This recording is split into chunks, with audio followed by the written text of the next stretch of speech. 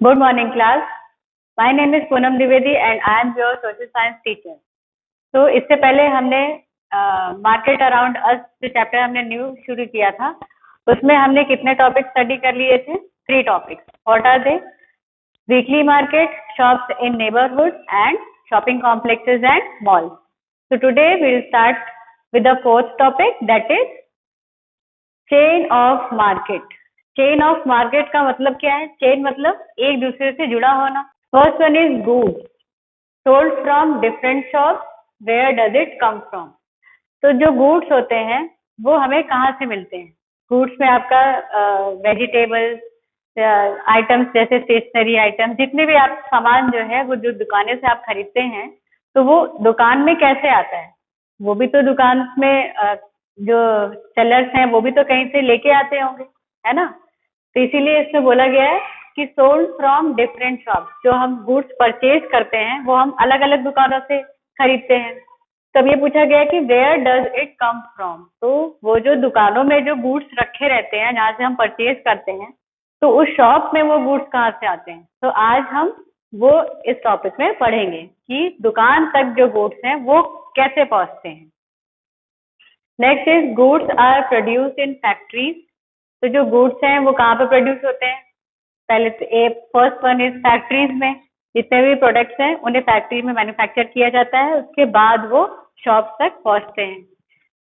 Next is on farm. तो vegetables वगैरह जो हैं वो क्या होते हैं?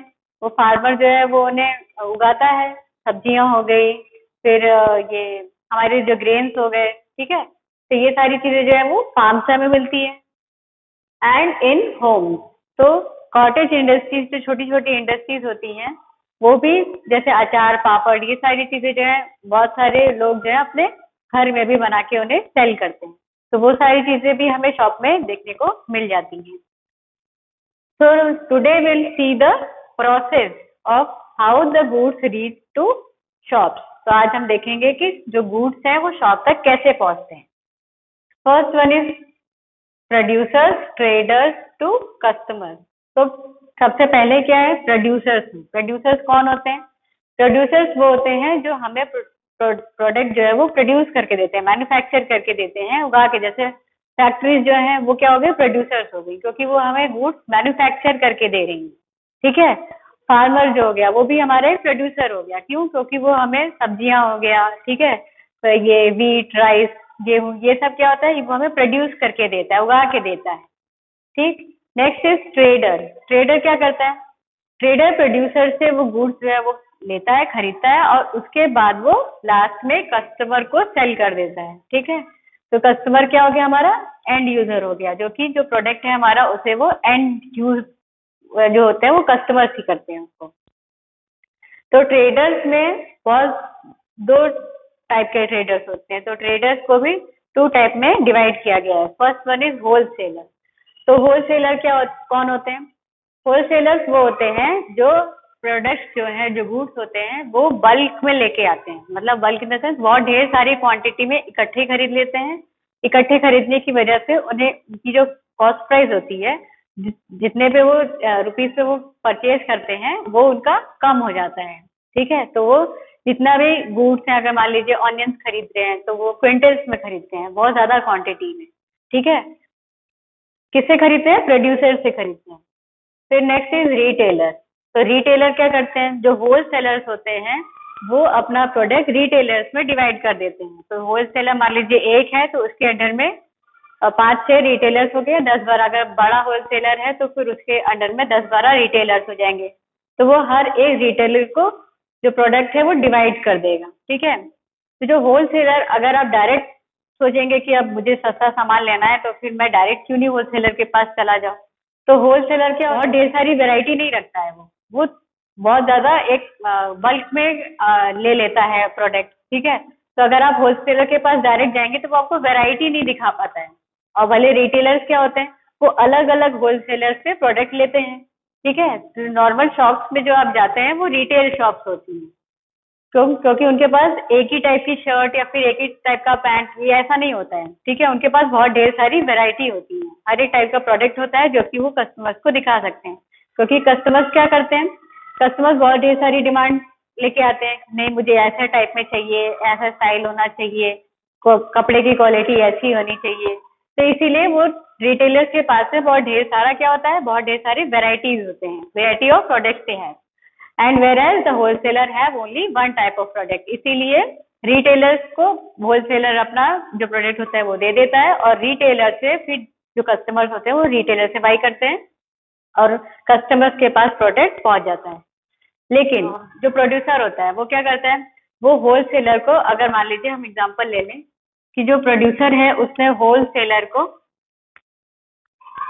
एक शर्ट जो है वो 500 रुपीज में दी, ठीक है। तो होलसेलर ने प्रोड्यूसर से तो 500 रुपीज में परचेज कर ली। अब जो होलसेलर है वो रिटेलर को कितने में देगा, वो रिटेलर को 600 रुपीज में देगा, ठीक है, प्रॉफिट में देगा। तो उसने रिटेलर को क्या किया, 600 रुपीज में दिया। अब रिटेलर जो है वो कस्टमर को 600 रुपीज में तो देगा नहीं, क्यों, क्योंकि उसको घाटा हो जाएगा, लॉस हो जाएगा। तो वो कस्टमर को कितने रुपीज में दे देता है, वो कस्टमर को 700 रुपीज में देगा, ठीक है, जिससे कि उसे भी प्रॉफिट हो, वो अपना लॉस क्यों कराएगा। तो इसीलिए जब भी आपके पास जो प्रोडक्ट कस्टमर के पास डायरेक्ट पहुंचता है तो वो ओरिजिनल कॉस्ट प्राइस पे नहीं पहुंचता है, जितने पे वो प्रोड्यूस किया गया है प्रोडक्ट उतने पे नहीं पहुंचाया जाता है, वो हमेशा एक्सपेंसिव थोड़ा सा उसका रेट जो है वो बढ़ा के तब and user that is producer के पास, कस्टमर्स के पास पहुंचता है। Next is Aftab the wholesaler in the city. आपकी बुक में एक स्टोरी दी गई है आफ्ताब की, जो कि क्या है, वेजिटेबल होलसेलर है। तो वो क्या करता है, उसका काम जो है वो सुबह के 2 बजे से शुरू होता है। वो क्या करता है कि जहाँ पे फार्मर्स अपना प्रोड्यूस, जो उन लोगों की जो प्रोड्यूस होती है, जो गुड्स होते हैं जो उन्होंने उपजाए होते हैं, वो एक जगह पे लेके आते हैं, ठीक है। वो एक मार्केट में लेके आते हैं, जितनी भी उनकी क्वांटिटी होती है बल्क में लेके आते हैं, ठीक है। तो वो एक वेजिट अपना लेके आए कि ठीक है, अगर कॉलीफ्लावर वो लेके आए हैं तो खूब ढेर सारी कॉलीफ्लावर लेके आएंगे, अनियंस लेके आएंगे, फिर टोमेटोज लेके आएंगे। तो जो होलसेलर्स होते हैं वो उनसे वो सारी चीजें खरीद लेते हैं, ठीक है। तो फार्मर को, जो प्रोड्यूसर है, फार्मर हमारे क्या हो गए, प्रोड्यूसर्स हो गए, तो उन लोगों को अपना पैसा मिल गया, ठीक है। तो जो होलसेलर है उसने भी बहुत ढेर सारे प्रोडक्ट खरीद लिए, गुड्स खरीद लिया उससे, ठीक, वेजिटेबल्स उसने आफ्ताब में खरीद लिए। अब वो क्या करेगा, जैसे क्वांटिटी में उसने 5 क्विंटल मान लीजिए ऑनियंस ले लिए, 10 क्विंटल कॉलीफ्लावर ले लिया, तो ये क्विंटल्स में क्वांटिटीज जाती हैं, 1 किलो 2 किलो वाला नहीं। उसके बाद फिर क्या होता है, होलसेलर्स जो है वो रिटेलर्स को दे देते हैं, ठीक है। रिटेलर्स को अलग अलग, जैसे कि हॉकर्स को दे दिया, फिर जो शॉपकीपर्स होते हैं, जो एक फिक्स दुकान जिनकी होती है उनको दे दिया गया। हॉकर्स क्या होते हैं, हॉकर्स वो होते हैं जो ठेलिया वाले जो होते हैं, उनको दे दिया कि चलो आपको दे दिया तो आप सब्जी बेचिए। तो ये सब क्या हो गए, रिटेलर्स हो गए। अब रिटेलर से कस्टमर्स जो है वो बाय कर लेते हैं, हम जाते हैं ना सब्जी लेने के लिए, तो वो हमारी हम जाते हैं शॉप में सब्जी लेने के लिए, ठीक है, तो हम एंड यूजर्स हो गए, वी आर द कस्टमर, ठीक है। तो ये स्टोरी थी आफ्ताब की, जो कि एक होलसेलर है और ये गुड्स जो है वो बल्क में बाय करता है। तो इसमें हमने चेन ऑफ मार्केट में क्या देखा कि जो प्रोडक्ट, जो गुड्स है हमारे, वो डायरेक्ट कस्टमर के पास नहीं जाते हैं, ठीक है, प्रोड्यूसर से डायरेक्ट कस्टमर के पास नहीं जाते हैं। वो क्या होता है, चेन फॉलो होती है, प्रोड्यूसर से ट्रेडर्स के पास जाएंगे, ट्रेडर से होलसेलर्स के पास जाएंगे, होलसेलर से रिटेलर्स के पास जाएंगे, फिर लास्ट में हमारा कस्टमर आ जाता है, ठीक है। तो यहाँ तक हमने देखा, समझ में आया हमको कि चेन ऑफ मार्केट, मार्केट में कौन कौन से जो होलसेलर, रिटेलर, फिर प्रोड्यूसर्स हैं, कस्टमर्स है, कितने ढेर सारी जो चेन है वो फैली हुई है, उसके बाद ही गुड्स जो है वो एक जगह से दूसरी जगह पे ट्रांसफर होते हैं। Next, moving on to the next topic, that is market everywhere. Market everywhere मतलब क्या हो गया कि मार्केट हर जगह है, ठीक है। तो मार्केट जो है वो 2 पार्ट्स में डिवाइड किया गया है। First one is traditional market. Traditional market में पहला क्या है, अब इसके हम पॉइंट्स देखेंगे कि ट्रेडिशनल मार्केट में क्या क्या पॉइंट्स, ट्रेडिशनल मार्केट कैसा होता है, क्या क्या पॉइंट्स में इंक्लूडेड है। तो first one is located in specific area. तो जो मार्केट है वो क्या है, एक स्पेसिफिक एरिया में लोकेटेड होता है, कि वो ज्यादातर सेंटर ऑफ द जो सिटी होता है वहां पे हो गया, ठीक है। जहाँ पे ज्यादा मार्केट है, ज्यादा भीड़ होती है, वहां पे ज्यादातर मार्केट्स लगाए जाते हैं। क्योंकि अगर एक जहाँ पे अनपॉपुलेटेड एरिया है वहां पे अगर मार्केट लगा दिया जाए तो जो शॉपकीपर है उसका सामान तो बिकेगा ही नहीं। मान लीजिए उसने बहुत ढेर सारा सामान लेके रखा है, जब कोई कस्टमर ही नहीं आएगा तो वो कैसे बेचेगा। इसीलिए इन लोगों की एक स्पेसिफिक एरिया में इनकी दुकान होती है, जिससे कि जहाँ पे पॉपुलेटेड एरिया होता है, यहाँ पे पॉपुलेशन जो होती है वो बहुत ही ज्यादा हो, जिससे कि लोग उनके जो प्रोडक्ट्स हैं, गुड्स हैं, वो बाय कर सके, खरीद सकें। Next is work in a particular manner and time. तो इन लोगों का एक पर्टिकुलर मैनर होता है और एक टाइम होता है, ठीक है। टाइम लिमिट हो जाती है कि जो दुकान है वो सुबह के 9 बजे से रात के 10 बजे तक की सिर्फ खुली रहेगी, उसी के बीच में आपको आना है और अपना सामान लेके चले जाना है, ठीक है। कई शॉप्स जो होती हैं वो फिक्स रेट वाली हो जाती हैं, कई शॉप्स होती हैं जिसमें आपको बार्गेन करने का भी मौका मिल जाता है होता है, और कई शॉप्स होती हैं कि क्रेडिट सिस्टम भी देती हैं, और थोड़ी बहुत शॉप्स होती हैं क्रेडिट सिस्टम नहीं दे पाती हैं, क्योंकि उन्हें क्रेडिबिलिटी, जो कस्टमर्स क्रेडिबिलिटी होती है वो उनको ट्रस्ट नहीं होता है, तो इसलिए वो लोग क्रेडिट नहीं देती हैं। Next is barter system. तो ट्रेडिशनल टाइम में, वैसे आपके टाइम पे तो बार्टर सिस्टम नहीं है, लेकिन जब ओल्ड डेज थे, मतलब पहले के जमाने में ऐसा होता था कि बार्टर सिस्टम चलता था। बार्टर सिस्टम क्या होता है, अगर मान लीजिए कि आपके पास 1 किलो राइस है, ठीक है, और मुझे चाहिए कि मेरे पास दाल है और मुझे राइस चाहिए, तो मैं क्या करूंगी, हम दोनों जन आपस में एक्सचेंज कर लें, तो उसे कहा जाता था बार्टर सिस्टम, ठीक। जिसे जिसकी जरूरत है वो उसे वो चीज एक्सचेंज करके एक दूसरे से काम चला लेते थे। उसमें उस टाइम पे मनी नहीं था, मतलब ट्रांजैक्शन एक्सचेंज ऑफ गुड्स हुआ करते थे, एक्सचेंज ऑफ मनी नहीं होता था, कॉइन्स या फिर रुपीज आप नहीं दे पाते थे, ठीक है। इसीलिए बार्टर सिस्टम पहले के जमाने में चलता था। तो मार्केट टुडे में क्या है, first point is omni present. Omni present मतलब क्या होता है, चारों तरफ, ठीक है। तो आज का जो मार्केट है वो क्या है, डिजिटल मार्केट है, ठीक है, इलेक्ट्रॉनिक है, जिसकी वजह से हम चाहे जब चाहे हम कहीं पे भी बैठे हैं, इंटरनेट की हेल्प से हम कोई भी प्रोडक्ट ऑनलाइन ऑर्डर कर सकते हैं। तो ऑनलाइन वेबसाइट भी बहुत सारी हैं, जैसे अमेजोन है, फ्लिपकार्ट है, मिंत्रा है, ठीक है, स्नैपडील है। ये सारी चीजें क्या है, हम लोगों को सारी साइट्स ने कंफर्ट दे दिया है।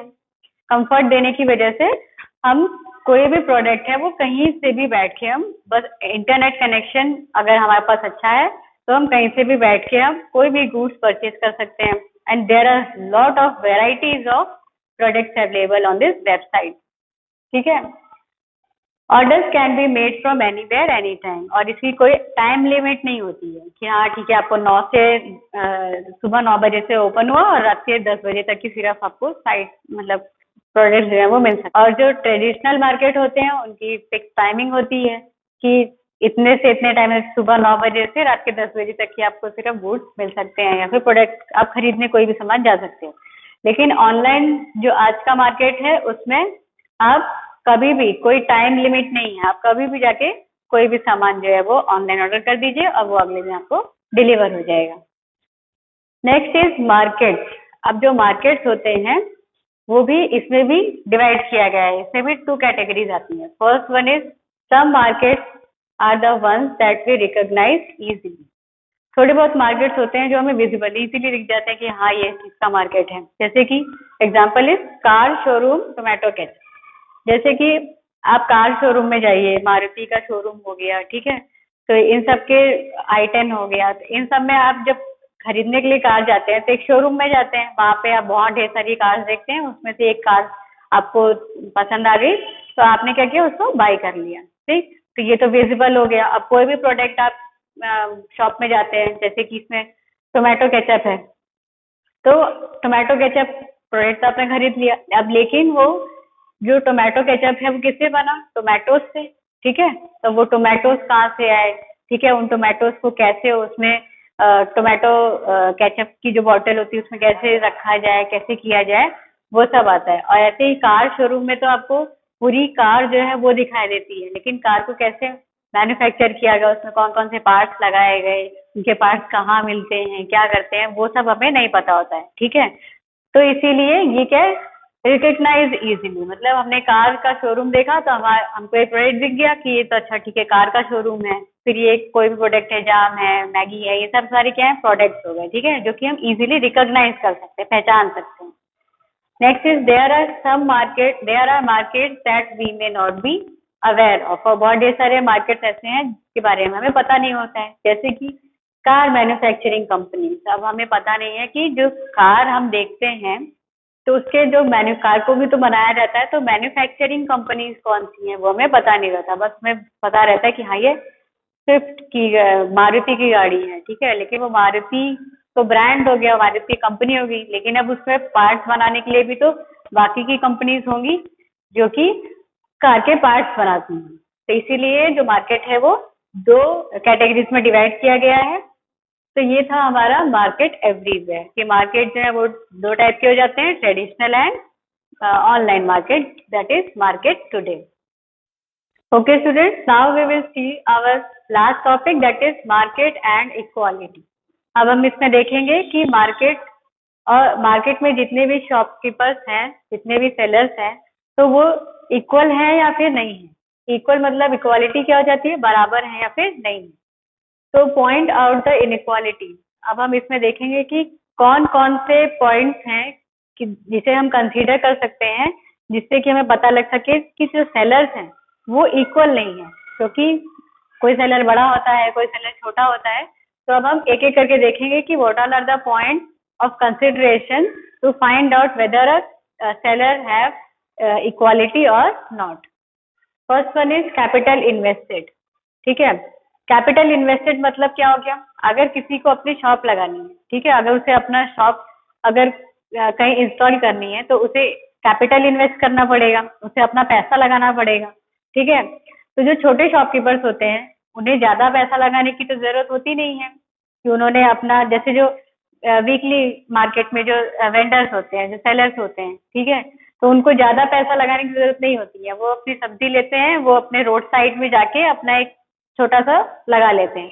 ना उन्हें बिल्डिंग खड़ी करनी पड़ती है, ना उन्हें रेंट पे करना पड़ता है, ना उन्हें इलेक्ट्रिसिटी बिल पे करना पड़ता है, और ना ही ज्यादा कैपिटल इन्वेस्ट करना पड़ता है।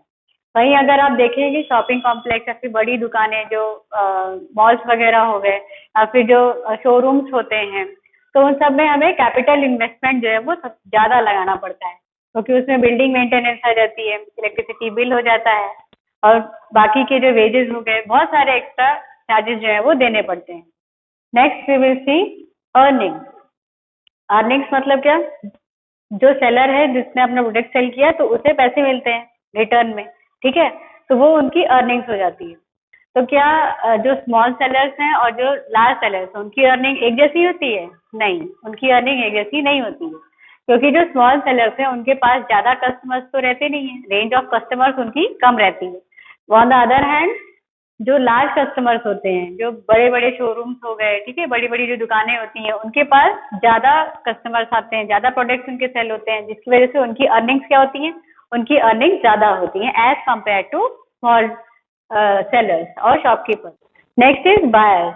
तो बायर्स जैसे अभी हमने डिस्कस किया कि जो लार्ज सेलर्स होते हैं, उन जो बड़ी बड़ी दुकानें होती है उनके पास ज्यादा बायर्स होते हैं, वेयर एज कम बायर्स होते हैं किनके पास, जिनकी छोटी दुकानें होती हैं, ठीक है। Then is profit. अब प्रॉफिट किसका ज्यादा होगा, ऑफकोर्स ये तो ऑब्वियस है कि प्रॉफिट जो है वो लार्ज बायर्स का ज्यादा होगा, क्योंकि उनके पास कस्टमर ज्यादा आते हैं। अब कस्टमर ज्यादा होते हैं तो फिर उनका प्रोडक्ट ज्यादा सेल होता है और उनको प्रॉफिट जो है वो ऑफकोर्स ज्यादा मिलेगा। तो इसीलिए मार्केट में क्या हो जाती है, इनइक्वालिटी हो जाती है। जो स्मॉल सेलर्स हैं उनके प्रोडक्ट्स कम बिकते हैं, उनके कस्टमर्स कम रहते हैं, इसीलिए उनके प्रॉफिट जो है वो कम रहते हैं। वेराज जो लार्ज जो ट्रेडर्स होते हैं या फिर सेलर्स होते हैं उनको कैपिटल इन्वेस्टमेंट ज्यादा करना पड़ता है, ठीक है, मेंटेन करनी पड़ती है अपनी शॉप, फिर उनके प्रॉफिट जो है वो ज्यादा होते हैं, कस्टमर्स उनके ज्यादा होते हैं, ठीक है। Now next point is producer. तो इससे पहले हमने चेन जो है वो देखी थी, क्या देखा था उसमें कि शुरुआत जो है वो प्रोड्यूसर से होती है। प्रोड्यूसर जो है वो अपना सामान होलसेलर को देता है, होलसेलर जो है वो रिटेलर्स को देता है, रिटेलर्स जो है वो कस्टमर्स को देते हैं, ठीक है।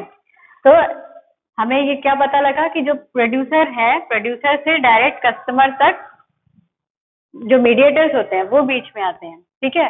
तो हमने एक चेन ऑफ मार्केट जो है वो पूरा पढ़ा है। नेक्स्ट इज चेन, तो हमने अभी डिस्कस कर लिया।